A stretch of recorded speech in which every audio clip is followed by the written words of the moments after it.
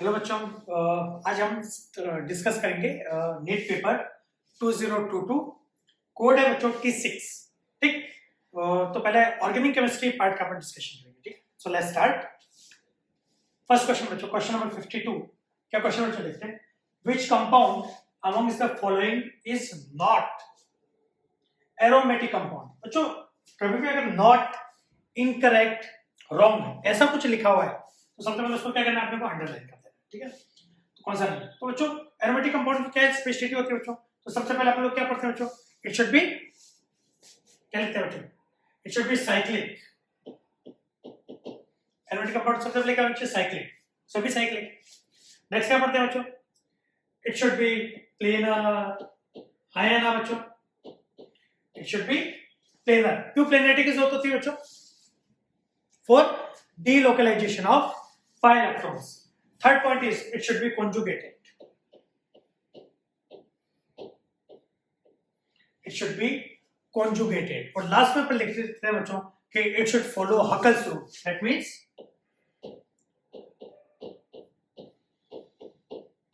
4n plus 2 pi electron चाहिए। ये condition होती है बच्चों किसके लिए, एरोमेटिक के लिए। अब अपन इसी सीक्वेंस में लिखते हैं।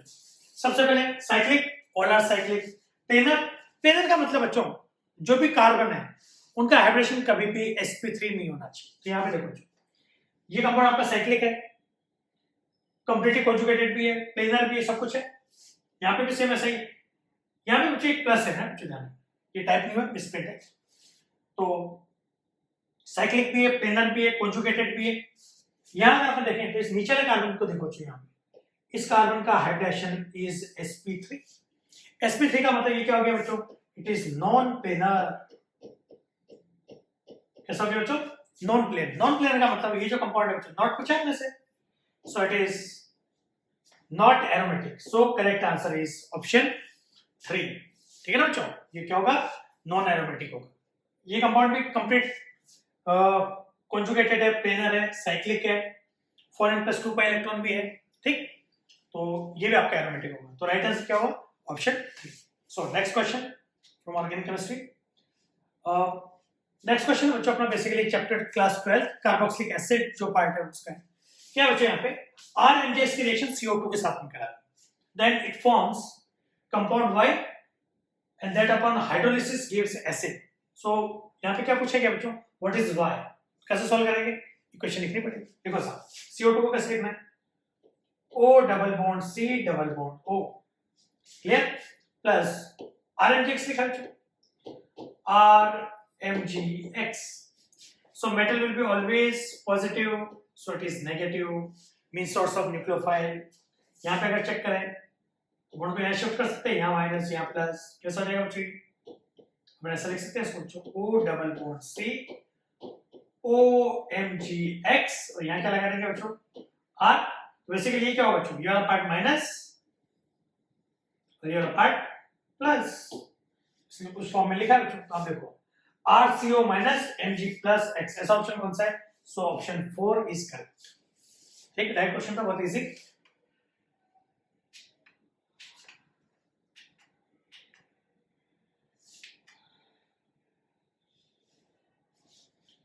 नेक्स्ट क्वेश्चन है बच्चों अपना इनऑर्गेनिक केमिस्ट्री का बच्चों, which of the following statement is not correct about diborane.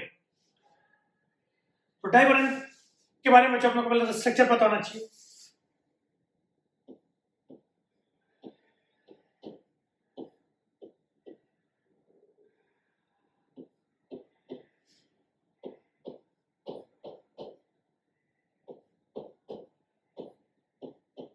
ठीक है बच्चों, तो B2 से ऐसे एग्जिस्ट करते हैं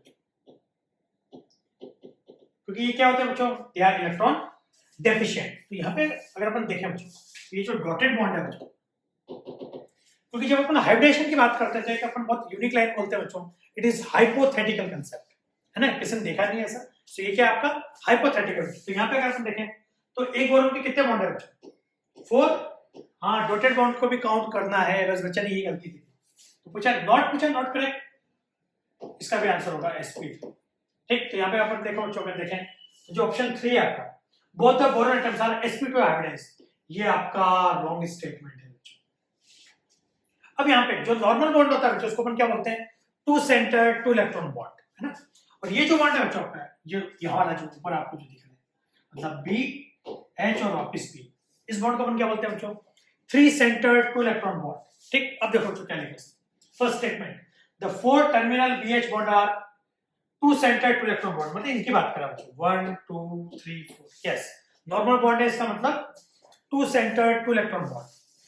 second point, the four terminal hydrogen atoms and the two boron atoms lie in one plane, बिल्कुल सही बात है। ठीक, एक ही प्लेन में, सिर्फ ये जो बीच वाला पार्ट है बच्चों, ये वाला पार्ट, ये और ये ऐसा रहेगा बच्चों, एक प्लेन में नहीं रहेगा।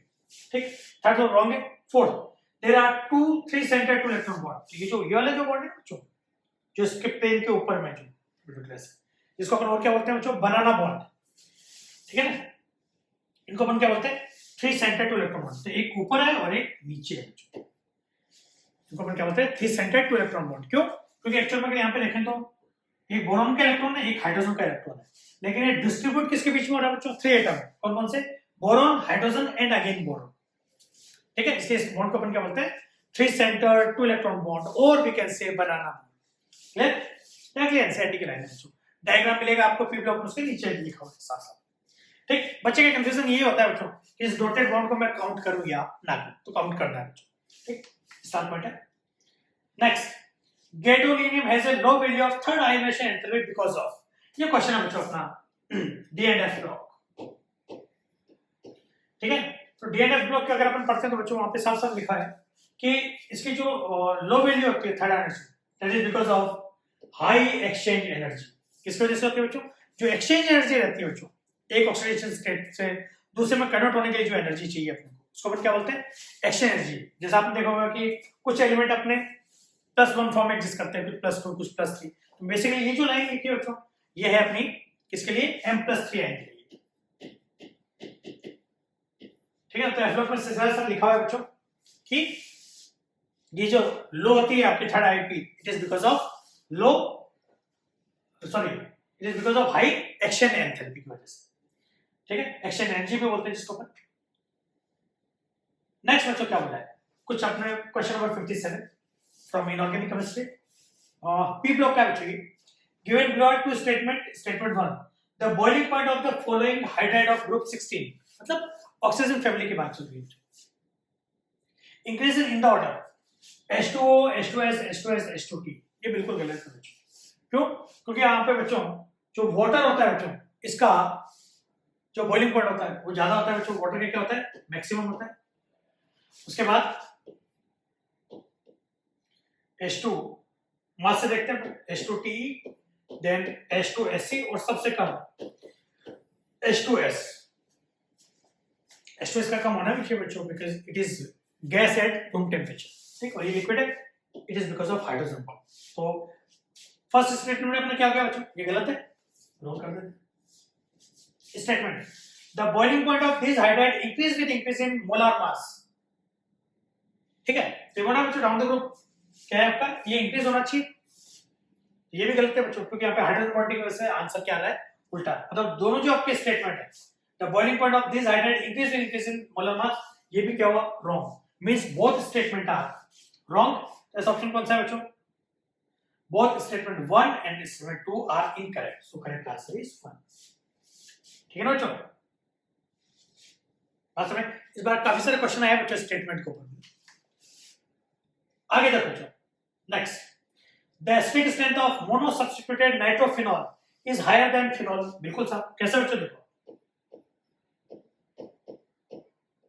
ये फिनॉल है, एक अपने फिनॉल के ऊपर लगा दिया बच्चों NO, ठीक है ना। ऑर्थो सब्स्टिट्यूट बोला, this is no mono substitute nitrophenol. ये बोला बच्चों ऑर्थो हो, मेटा हो या पैरा हो, कोई फर्क नहीं, मतलब फिनॉल की एसिडिटी इससे कम होगी, बिल्कुल सही बात है बच्चों। क्यों, क्योंकि जो NO2 ग्रुप है बच्चों आपका कैसा है, it is electron withdrawing group.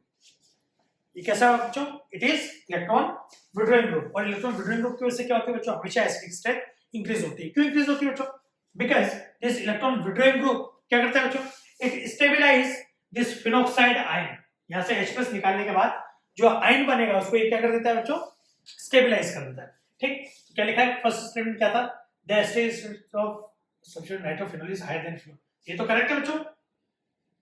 Nitro वाले का करेक्ट है। आगे देखो बच्चों, सेकंड स्टेटमेंट लिखा है orthonitrophenol, metanitrophenol and paranitrophenol will have same acidic strength as they have one nitro group attached to the phenolic ring। ये बिल्कुल गलत है बच्चों, ठीक है, ये बिल्कुल क्या है, रॉन्ग स्टेटमेंट है। क्यों? क्योंकि इन तीन में वैल्यू कभी भी सेम नहीं आती। वैल्यू सेम बच्चों एक जगह पे आती है जब आप OH के साथ में क्या सब्स्टिट्यूट करते हो, मिथाइल ग्रुप। तो वो जो एक केस है जहां पे क्या बोलते हैं, जो डाई सब्स्टिट्यूट फिनॉल है, ठीक, उसमें भी ऑर्थो मेटा पैरा नहीं, लेकिन दो की जो वैल्यू आती है वो क्या आती है बच्चों, सेम आती है। तो ये जो आपका स्टेटमेंट ये गलत है, मतलब स्टेटमेंट जो फर्स्ट है वो तो करेक्ट है और दूसरा इनकरेक्ट है। जैसे ऑप्शन देखें, both statement 1 and statement 2 are incorrect, ये नहीं हो सकता। Statement 1 is correct but statement 2 is incorrect, तो सेकंड आंसर होगा, ठीक है। चलो डायरेक्ट एनसीईआरटी की बच्चों वैल्यूज दे रखी है आपको इसकी। हाँ नेक्स्ट है बच्चों क्वेश्चन 59 ना, प्योरिफिकेशन वाला चैप्टर जो है बच्चों वहां से दिया। Kjeldahl method, the Kjeldahl method for the estimation of nitrogen can be used to estimate the amount of nitrogen in which one of the following compound. इनमें से किसके लिए आप यूज करो? तो ध्यान रखना बच्चों, ये जेंडाल मेथड किसके लिए नहीं लगाते? पहली चीज, if nitrogen is present in ring, वो ये टेस्ट कभी भी नहीं देगी। दूसरा, डाईएजो कंपाउंड, किसके लिए बच्चों? डाईएजो कंपाउंड ये टेस्ट नहीं देते। और तीसरा, NO2 ग्रुप ये टेस्ट नहीं देते। जो तीन है कौन कौन से बच्चों? If nitrogen is present in the ring, second diazo compound, मतलब बच्चों ऐसा वाला है, N डबल बॉन्ड है, पढ़ा था अपने कपलिंग रिएक्शन में, N डबल बॉन्ड है। और थर्ड वाला है नाइट्रो ग्रुप। तो देखो बच्चों यहाँ पे क्या है, जो नाइट्रोजन है वो बेंजीन रिंग में प्रेजेंट है, मतलब ये टेस्ट नहीं देगा। ये डाईएजो है, ये भी नहीं देगा। NO2 ये भी नहीं देगा। Miss right answer is second aniline. समझ में? चलो नेक्स्ट है बच्चों, मैच लिस्ट 1 विद लिस्ट 2। ये आया बच्चों अपने चैप्टर बोलते हैं केमिस्ट्री इन एवरीडे लाइफ, है ना। एक एग्जांपल है, देखो बच्चों सबसे पहले एंटासिड। तो एंटासिड का अगर अपन एग्जांपल देखें बच्चों, तो ए का एंटासिड होगा बच्चों अपना 3, ए का 3 इसमें किसने दिए? ए का 3 मतलब या तो फर्स्ट है आंसर या फिर फोर्थ है, खत्म। मतलब ये रॉन्ग खत्म। सेकंड देखते हैं, एंटीहिस्टामिनिक है ना, एंटीहिस्टामिनिक और एनाल्जेसिक। अब देखो बच्चों, अगर आपको मान लो इसमें कंफ्यूजन है एंटीहिस्टामिनिक, तो वैसे सेल है ना, लेकिन अगर फिर भी आपको कंफ्यूजन हो तो जो ऑप्शन सी है एनाल्जेसिक आप देखो जो मॉर्फिन एनाल्जेसिक होता है, मतलब सी का होना चाहिए अपना 2। सी का क्या होना चाहिए? 2। सी का 2 किसमें दिए? या तो ये तो 2 है, सी का 2, तो सी का 2 बच्चों देखो यहाँ पे दिया, यहाँ सी का 4 दिया और सी का 2, मतलब आंसर क्या हो गया अपना फर्स्ट। कैसे देख लेते हैं, ए का 3 एंटासिड का मतलब सिमेट्रिक, ठीक है। ऑप्शन बी है एंटीहिस्टामिनिक मतलब 4, सेलेन बोला था ना, ठीक। ऑप्शन सी एनाल्जेसिक, सी का सेकंड मतलब मॉर्फिन एनाल्जेसिक, नार्कोटिक में पढ़ा था बच्चों अपने। और ऑप्शन डी एंटीमाइक्रोबियल्स, ये आपका सेलवारसन, बीच में दिया है बच्चों अपना सेलवारसन, जहां एंटीबायोटिक की स्टोरी लिखी हुई है ना, arsenic based drug arsphenamine, उसके आगे लिखा हुआ है सेलवारसन, ठीक है। ये बड़ा एक एनसीईआरटी। आगे देखो, which of the following sequence of reaction is suitable to synthesize chlorobenzene। तो यहाँ पे देखो बच्चों, सबसे पहले क्या बनाना है आपको? कंपाउंड बनाना है बच्चों, ये क्लोरोबेंजीन का फॉर्मेशन करना है। आगे देखो, पहले इसमें लिखा है फिनॉल NaNO2 HCl और COCl, ये वैसे ही गलत हो गया बच्चों। क्यों? क्योंकि फिनॉल की जगह पे यहाँ पे क्या होना चाहिए था बच्चों? एनिलीन तब बनता, तो ये आपका रॉन्ग। सेकंड, एनिलीन की रिएक्शन रिएजेंट मिसप्रिंट है, चेक कर लेते हैं क्या दिया। एनिलीन की रिएक्शन HCl और हीटिंग लिखा है बच्चों, एनिलीन में क्या लिखा है? HCl plus heating. प्रोडक्ट बनाने के चक्कर में कई बार मिस्टेक हो जाती है बच्चों, टाइपिंग मिस्टेक जो भी है, उनकी भी मेहनत है कोई नहीं। तो ये भी रॉन्ग हो गया बच्चों, हीटिंग के साथ। बेंजीन के HCl के साथ कभी भी रिएक्शन होती है, मतलब आंसर क्या होगा? 4 क्या है बच्चों? Benzene chlorinates efficiently, yes. ये कौन सी रिएक्शन बच्चों? इलेक्ट्रोफिलिक सब्स्टिट्यूशन रिएक्शन बनाते भी है बच्चों अपन। Benzene when react with chlorine plus of Lewis acid, FeCl3 क्या बन जाएगा बच्चों? क्लोरोबेंजीन। क्या बन जाएगा? क्लोरोबेंजीन है, इलेक्ट्रोफिलिक सब्स्टिट्यूशन रिएक्शन। नेक्स्ट वापस स्टेटमेंट कुछ ज्यादा ही फेवरेट है, स्टेटमेंट देखते हैं। Question number 69, given below are two statement. Statement 1, primary aliphatic amines react with HNO2 to give unstable diazoxide salt। बिल्कुल सही बात है। एलिफेटिक अमाइन के अंदर में क्या होता है? सपोज RNH2 है, इनका सबसे पहले जब आप HNO2 के साथ रिएक्शन कराओगे, HNO2 का मतलब होता है वही NaNO2 plus HCl, तो क्या बनेगा चाहिए आपका RN2+Cl-, लेकिन ये अनस्टेबल होता है बच्चों, जो डायरेक्टली हाइड्रोलाइज होकर क्या दे देते हैं आपका ROH। तो पहला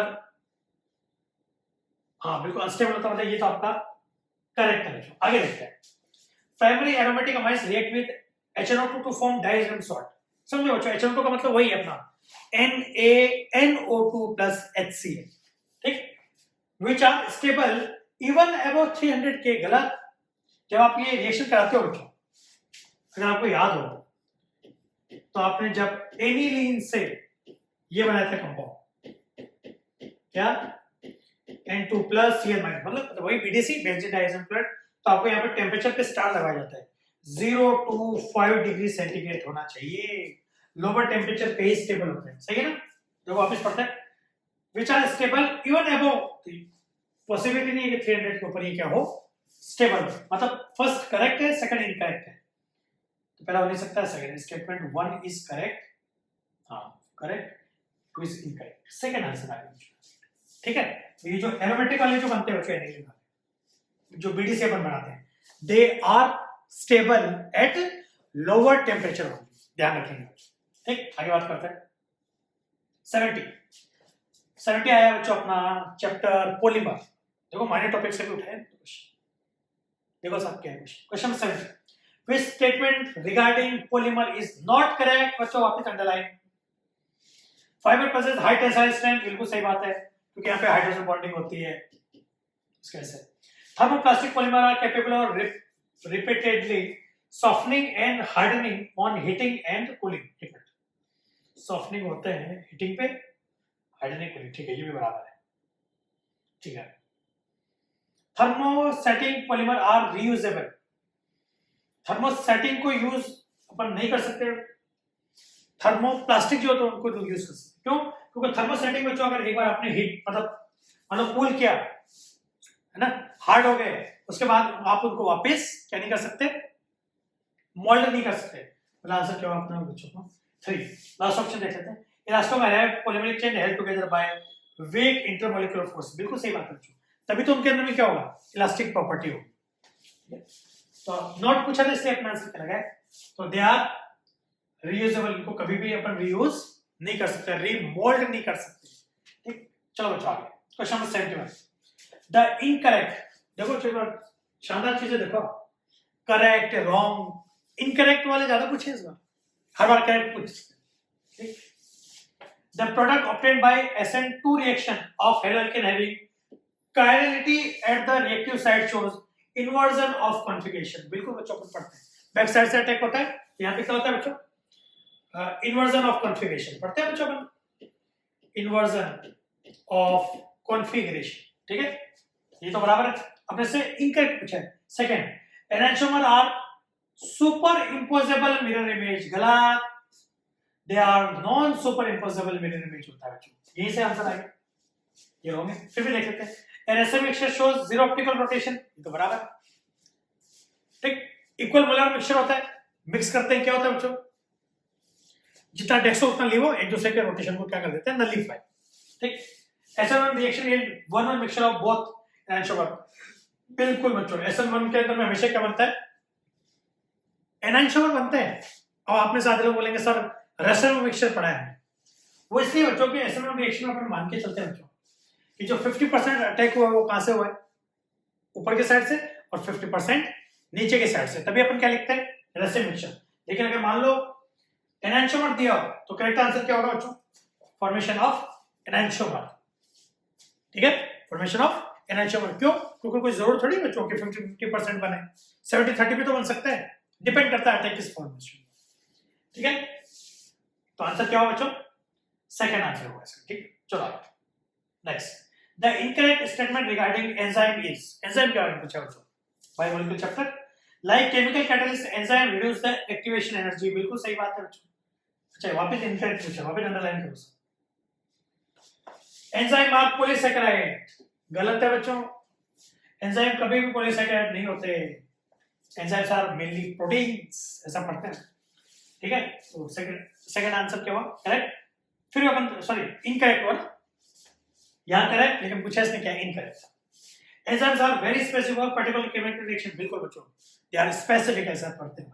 लास्ट, एंजाइम आर बायोकैटलिस्ट, बिल्कुल होते ही बच्चों। मैं तो कॉलम आया बच्चों, चेक करते हैं।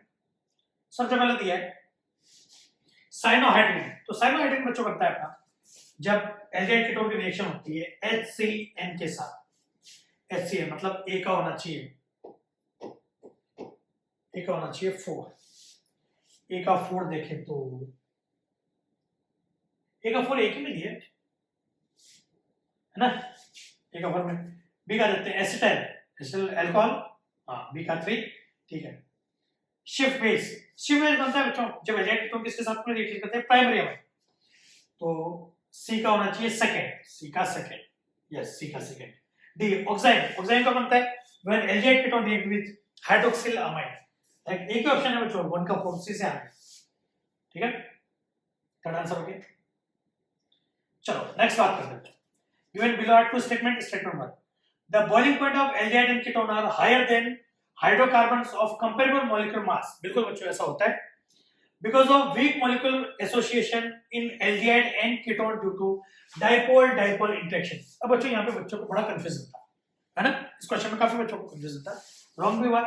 अब आप समझो जो फर्स्ट स्टेटमेंट लिखा है वो तो करेक्ट लिखा है, बच्चों को डाउट आता है सेकंड वाले में, because of weak molecular association of aldehyde and ketone due to dipole interaction. अब समझना बच्चों, डाइपोल जो आपका इंटरेक्शन है बच्चों, वो सबसे वीकेस्ट टाइप का इंटरेक्शन है बच्चों, है ना। अब ये मत सोच लेना कि क्या बोलते हैं हाइड्रोकार्बन के कंपैरिजन में इनका जो एसोसिएशन है, अब बोलोगे सर एल्डिहाइड कीटोन तो पोलर होता है, तो ये जो अट्रैक्शन ये तो स्ट्रॉन्ग होना चाहिए, स्ट्रॉन्ग है, लेकिन बच्चों इसकी जो कैटेगरी है, कैटेगरी ऑफ डाइपोल इंटरेक्शन, वो क्या है बच्चों? वीक फोर्स की है, ध्यान रखना, गलत हुआ था, इसलिए ये आपके क्या है? ये करेक्ट है बच्चों, फर्स्ट स्टेटमेंट क्या है? करेक्ट। ठीक है, ये क्या आपका correct. Second, the boiling point of aldehyde and ketone are lower than the alcohol of similar molecular masses due to the absence of hydrogen bonding, बिल्कुल बच्चों, अल्कोहल के अंदर में क्या प्रेजेंट होता है? हाइड्रोजन बॉन्ड, है ना बच्चों, OH बॉन्ड। यहाँ पे क्या होता है आपका?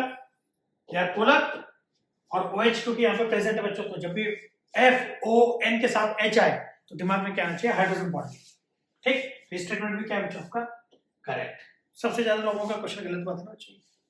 ठीक, इसका आंसर क्या है बच्चों? इसका both are correct, both statement 1 and statement 2 are correct. आधे बच्चों ने इसका आंसर लगाया बच्चों, ये जो फर्स्ट वाला है ये इनकरेक्ट, ध्यान रखना। क्यों? क्योंकि वापस मैं बता रहा हूं कि ये जो आपका डाइपोल इंटरेक्शन है, इसकी कैटेगरी क्या है बच्चों? अगर आप स्टेट्स ऑफ मैटर पढ़ते हो तो वहां पे साफ साफ लिखा है बच्चों कि ये वीक फोर्स है बच्चों, तो इसकी जो कैटेगरी है वो क्या है बच्चों? वीक फोर्स, है ना। या कंपैरिजन करते हुए नहीं बोलना है, इसकी कैटेगरी के रेस्पेक्ट में लिखा है। चलो नेक्स्ट बच्चों, which of the following is not formed, underline, when acetone react with 2-pentanone in the presence of dilute NaOH followed by heating। बच्चों बेसिकली ये एल्डोल का क्वेश्चन, कैसे पता चला बच्चों एल्डोल? कि जो आपके दोनों कंपाउंड है बच्चों, एक तो एसीटोन और दूसरा क्या बच्चों? 2-pentanone।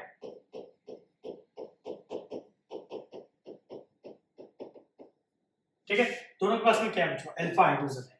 ठीक, तो डायरेक्ट बच्चों इस केस में क्या करना है आपको? ठीक है, क्या नहीं बनता है ना, किससे नहीं बनेगा? अब यहाँ पे देखो बच्चों, आप लोग सबसे बेस्ट जो तरीका है, हमेशा क्या करो? डबल बॉन्ड को ब्रेक कर दो, डबल बॉन्ड को क्या करो? ब्रेक। अब एक तरफ जोड़ो O और एक तरफ जोड़ो H2, क्या जोड़ दो बच्चों? एक तरफ O और एक तरफ क्या जोड़ दो? H2।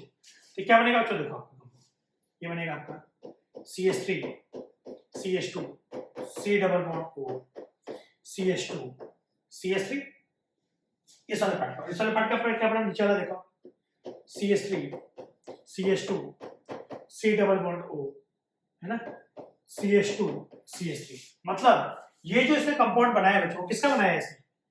1 2 3 4 5 1 2 3 4 5, कौन सा कंपाउंड होगा बच्चों? ये पेंटेन 3 ऑन, ये आंसर है बच्चों, ठीक है ना। तो डायरेक्ट डबल बॉन्ड तोड़ के क्या करना है बच्चों, एक तरफ O और एक तरफ H2, अपने आप का आंसर आ जाता है ऐसे क्वेश्चन के लिए। अब आप लोग सॉल्व करने बैठते हो, सर सिंपल बनेगा, क्रॉस बनेगा, इसका अटैक उसके ऊपर बहुत टाइम लग जाता है, ये डायरेक्ट इसका ट्रिक है, याद रखें, ठीक है। चलो next, the product form from the following reaction sequence, question number 90। सबसे पहले ये साइनाइड है बच्चों आपका, है ना, बेंजीन को अपन 5 लिख सकते हैं, ये साइनाइड, साइनाइड का केस है LiAlH4 वाटर, मतलब रिडक्शन, क्या बन जाएगा बच्चों? बेंजीन CH2NH2 अमाइन बन गया बच्चों। फिर NaNO2 प्लस HCl, क्या करेगा बच्चों? NaNO2 plus benzene CH2N2 plus Cl minus, clear है। फिर क्या करते हैं बच्चों अपने इसका हाइड्रोलिसिस, तो निकल जाएगा यहाँ से बच्चों, क्या बन जाएगा? बेंजीन CH2, वैसे बहुत अच्छा ग्रुप पे प्लस, तो यहाँ से OH अटैक कर देगा, तो OH लगा देगा, मतलब खत्म क्वेश्चन, टैग रिएक्शन। स्टेटमेंट देखो जो आप इसको ज्यादा फेवरेट है statement, given below are two statements, ठीक है। Statement 1, in Lucas test primary secondary and tertiary alcohol are distinguished on the basis of reactivity with concentrated FiCl and ZnCO2। अच्छा ये FiCl नहीं, HCl है, क्या ये मिसप्रिंट हो गया थोड़ा, HCl है, FiCl क्या है? HCl and ZnCO2, तो ये तो बराबर है बच्चों, Lucas के बेसिस पे की जाती है, ठीक है। आगे, primary alcohol most reactive and immediately produce, गलत। रिएक्टिविटी का ऑर्डर क्या होता है बच्चों? 3 डिग्री 2 डिग्री 1 डिग्री, तो ये आपका रॉन्ग है, ये पहला करेक्ट है, दूसरा इनकरेक्ट है। बोथ स्टेटमेंट 1 एंड 2 स्टेटमेंट, एक minute, both statement 1 and statement 2 are incorrect, गलत। Statement 1 is correct, statement 2 is incorrect.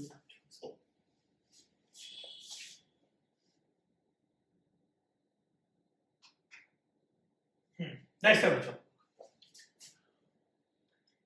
एक कंपाउंड दिया बच्चों, इसका बताना अपने को आईपीएस नेम, यहां से देखो बच्चों, इसको अपन ऐसे लिख लेते हैं, CH3 CH Cl CH CH3 CH OH CH2 CH2 Br ना। तो यहाँ पे देखो बच्चों, सब कभी भी आपको कंपाउंड दे दिया जाए बच्चों, आपको सिर्फ ये चेक करना है कि सबसे ज्यादा प्रायोरिटी किसकी होती है बच्चों? फंक्शनल ग्रुप की, then double bond, then triple bond, then substitute, ठीक। तो यहाँ सबसे पहले, अच्छा फंक्शनल ग्रुप किसको मानना है बच्चों अपने को? At the time of nomenclature, जिसका भी सफिक्स लगा है, तो यहाँ सब कौन सा होगा बच्चों आपका? अल्कोहल होगा, तो लॉन्गेस्ट तो अपन ये ले लिया बच्चों। अब नंबरिंग लेफ्ट से करें या राइट से करें वो देखो बच्चों, तो 1 2 3 फंक्शनल ग्रुप थर्ड पोजीशन पे, 1 2 3 4 यहां से 4 पे है, तो ये हो गया बच्चों आपको 1 2 3 4 5 6, मतलब ये है तो हेक्सेनॉल, जो सभी में हेक्सेनॉल है, कोई दिक्कत नहीं। हेक्सेन 3 ऑल दिख रहा है बच्चों, हेक्सेन 3 ऑल, दो ऑप्शन, मतलब ये कट और ये कट, है ना। अब बच्चों जो भी अपने सब क्या बोलते हैं सब्स्टिट्यूएंट है, उनको लिखना हमेशा अल्फाबेटिकली, तो ब्रोमो को पहले लिखेंगे अपन, देन क्लोरो, देन मिथाइल, तो 1 ब्रोमो 5 क्लोरो 4 मिथाइल हेक्सेन 3 और, ये रहा बच्चों फोर्थ आंसर, खत्म क्वेश्चन। नेक्स्ट देखो बच्चों, compound X reaction with O3 followed by ZnO reduce formality, देखो ऐसा क्वेश्चन को सॉल्व करने का तरीका ये बोल रहा है,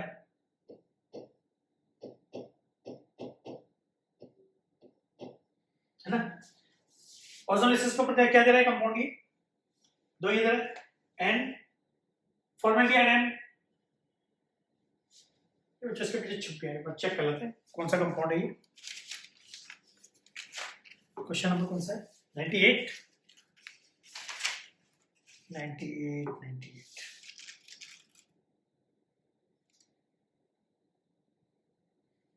2 मिथाइल हाँ 2 मिथाइल प्रोपेनॉल लिखा है बच्चों, ये 2 लिखा है यहाँ पे, क्या आएगा बच्चों, ये आपका 2 मिथाइल प्रोपेनॉल। 2 मिथाइल प्रोपेनॉल का मतलब ये होगा बच्चों, देखो आप लोग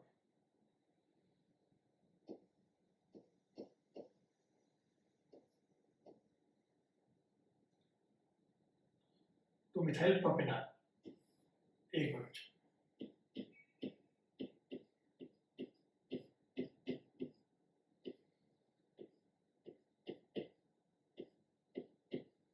ये ना बच्चों 1 2 और 3। अब यहाँ पे कुछ नहीं करना बच्चों, जब भी आपको कंपाउंड दिए हो आपको क्या करना है बच्चों, जो डबल बॉन्ड का ऑक्सीजन उनको हटा दो और जो भी ये कार्बन इन कार्बन का के बीच बॉन्ड बना दो। कैसा चलेगा, ये तो हो गया आपका CH2, ये डबल बॉन्ड, इस डबल बॉन्ड को बच्चों इस वाले डबल बॉन्ड से आपको अटैच करना है, ऑक्सीजन हटा देना, तो क्या बचा आपकी CH के पास वापस CH के नीचे CH3 और CH3, सो 1 2 3 4 ये होगा कंपाउंड, क्या है बच्चों आपका 3 methyl but 1E, so 3 methyl but 1 fourth answer हो गया बच्चों से। ठीक, नेक्स्ट देखो बच्चों क्वेश्चन नंबर, अच्छा लास्ट क्वेश्चन है क्वेश्चन नंबर 100। ये कहां से पूछा, the pollution due to oxide of sulphur get NH due to the presence of, ठीक है क्या क्या हो सकता है, ये एनवायरमेंटल केमिस्ट्री का है 11th का last chapter. The pollution due to oxide of sulphur get enhance, किस वजह से एनहांस हो सकता है, तो देखो यहाँ पे 3 चीज होती है, एक होता है पर्टिकुलर मेटल की वजह से, साफ साफ लिखा है इनसाइड में, एक है आपका ओजोन और एक है H2O2, हाइड्रोजन पेरोक्साइड की वजह से नहीं होता, तो आंसर होगा बच्चों अपना A B and D, A B D, ऐसा ऑप्शन कौन सा है बच्चों, आंसर 1। ठीक बच्चों, तो थोड़ा जल्दीबाजी में बनाए हैं, ठीक, तो कुछ प्रिंटिंग मिस्टेक हो सकती है बच्चों, ठीक है, लेकिन हम लोगों ने कोशिश की, हमारी पूरी टीम ने कोशिश की है बनाने की, ठीक है, तो आई होप आपको अच्छा लगा, थैंक यू।